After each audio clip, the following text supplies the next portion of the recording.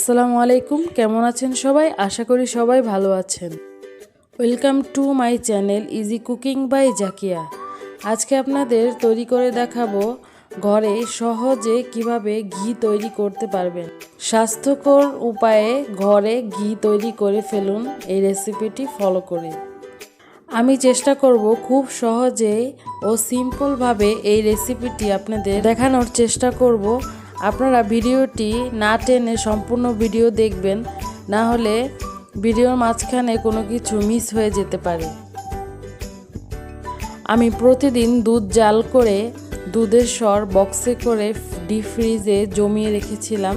আমার এই সরগুলা জমাতে 15 থেকে 20 দিন টাইম লেগেছে।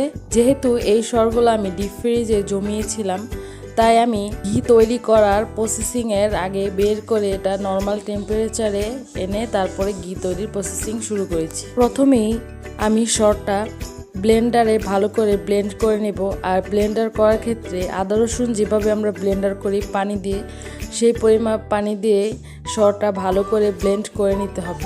আর যাদের বাসায় ব্লেন্ডার নাই তারা শিলপাটায় মিহি করে একটি বাটা দিয়ে নিতে পারেন।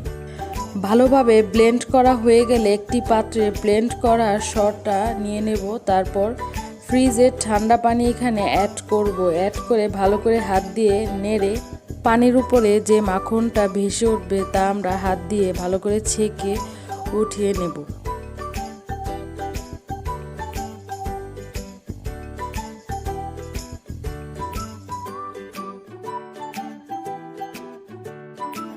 দেখতেই পাচ্ছেন সরের সাথে যে দুধটা লেগেছিল তা পানিতে রয়ে গেছে। তারপর আবার ঠান্ডা পানি দিয়ে আরেকবার ধুয়ে নেব।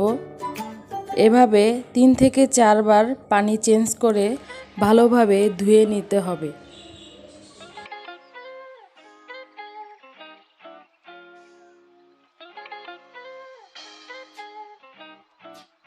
মাখনগুলো ভালোভাবে ধোয়া হয়ে গেলে একটি প্যানে মাখনগুলো নিয়ে জাল করে নেব।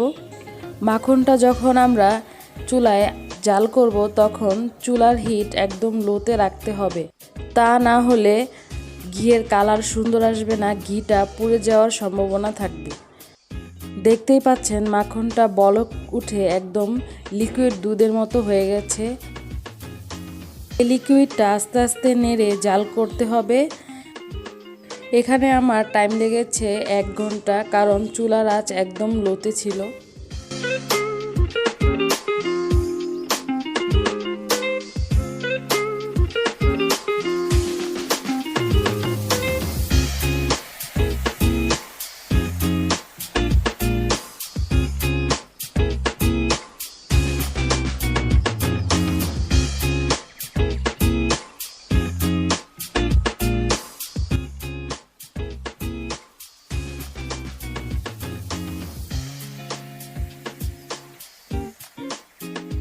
দেখতেই পাচ্ছেন আস্তে আস্তে উপরে তেল ভেসে উঠছে।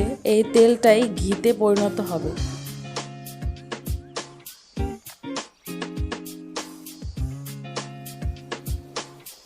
দেখতেই পাচ্ছেন উপরে ঘি ভেসে উঠেছে আর নিচে কিছু সরের অবশিষ্ট অংশ রয়ে গেছে।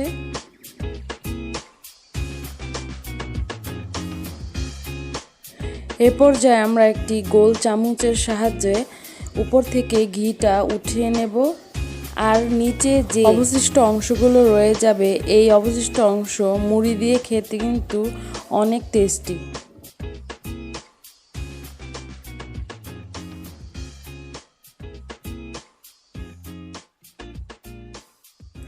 আমরা সম্পূর্ণ ঘিটা উঠিয়ে একটি পাত্রে নিয়ে নেব।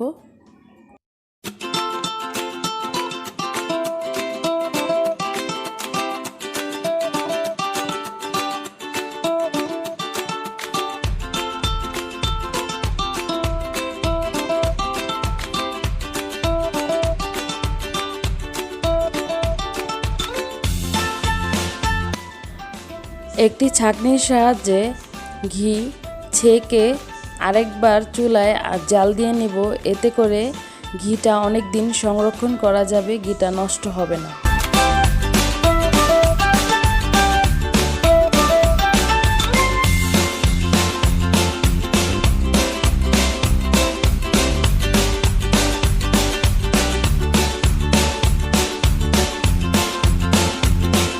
ঘি ভালোভাবে জাল করার পর ঠান্ডা করে একটি কাচের পাত্রে সংরক্ষণ করব।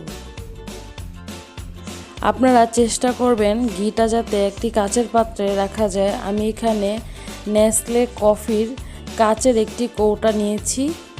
আমার এখানে ঘি হয়েছে 250 গ্রাম। দেখতেই পাচ্ছেন ঘিয়ের কালারটা কিন্তু একদম পারফেক্টভাবে এসেছে।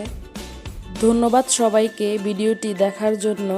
ভিডিওটি ভালো লাগলে সবাই চ্যানেলটি অবশ্যই সাবস্ক্রাইব করবেন আর এরকম ভিডিও পেতে কমেন্ট বক্সে কমেন্ট করে আমাকে জানাবেন।